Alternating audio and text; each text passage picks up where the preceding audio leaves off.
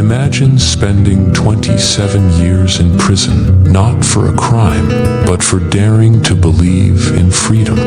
This is the story of a man who went from herding cattle in rural South Africa to dismantling apartheid, reshaping a nation and inspiring the world. His name, Nelson Mandela, in the green hills of Mvezo, a small village in South Africa's Eastern Cape. A boy named Raleigh Lala, one who pulls branches, or more prophetically, the son of a local chief. Gadla Henry Mfakaniswa, young Mandela, grew up in the rural traditions of the Bembu people.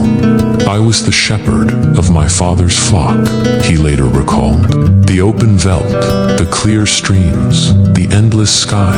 This was my first taste of freedom. But this idyllic childhood was shattered when his father died, and 9-year-old Mandela was sent to live with the regent of the Dembu people. Here, he witnessed tribal leadership, first-hand lessons in justice and governance that would shape his future. At the local missionary school, a teacher gave him the name Nelson, stripping away his African identity as. Asked, what is your name? I told him my African name, Kholiklas. He says, no, I don't want that one. You must have a Christian name. So I say, no, I don't have one. She says, from today, you are going to be Nelson. Small preview of the systemic erasure apartheid would later enforce.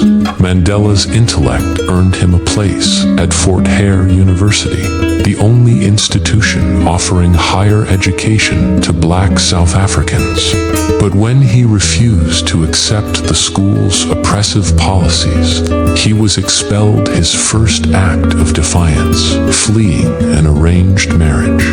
He arrived in Johannesburg in 1941, a city pulsing with inequality. Working as a mine guard, he saw black laborers treated as disposable. Later, as a law clerk, he witnessed apartheid's legal machinery up close in 1944. He joined the African National Congress, ANC, where his fiery speeches and strategic mind quickly made him a leader. By 1948, when the Nationalist Party institutionalized apartheid, Mandela knew this was war not with weapons, but with laws, protests, and unbreakable will. For years, Mandela led peaceful resistance organizing strikes, drafting the Freedom Charter 1955, and defending the oppressed in court. But the government's brutality escalated. In 1960, the Sharpeville massacre changed everything. Police opened fire on unarmed protesters, killing 69. The ANC. There are many people who feel that it is useless and futile for us to continue talking peace and non-violence against a government whose reply is only savage attacks. Was banned. Mandela, now a wanted man, went underground. When they outlaw peace, resistance becomes duty, he declared. Forming Umkhonto, we sizzle spear of the nation. He targeted power stations and government building, symbols of oppression, not people.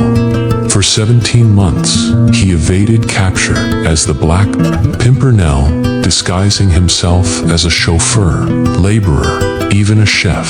Captured in 1962, Mandela faced the Rivonia trial, where prosecutors demanded the death penalty. His 3-hour speech from the dock became a rallying cry. I have cherished the ideal of a democratic, free society. It is an ideal for which I am prepared to die. The world held its breath. Instead of execution, he was sentenced to life on Robben Island. For 18 years, Mandela endured Robben Island's cruelty, breaking rocks in lime querrites, limited to one letter every 6 months, his eyesight damaged by the glare. Yet he turned prison into a university.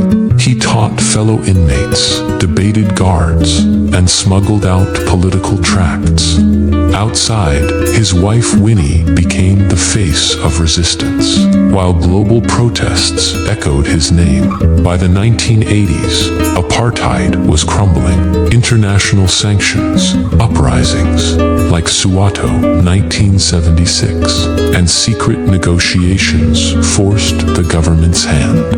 On February 11th, 1990, Mandela walked free, his fist raised, his smile unbroken. Apartheid's end was near, but peace was fragile. Leading negotiations, he faced extremists on all sides. Yet, he preached reconciliation, not revenge. In 1994, he voted for the first time and became South Africa's first black president. Never again shall this land suffer oppression, he vowed. After presidency, Mandela didn't retire. He fought HIV/AIDS, built schools, and mentored leaders. His 46,664 campaign raised millions, while his children's fund uplifted generations. It is in your hands now, he told the youth. When he passed in 2013, the world mourned, but his spirit lives in every fight for justice, every act of courage. Mandela's life asks us, what chains will we break? What injustice will we defy? Because freedom is never given, it's taken by those brave enough to reach for it.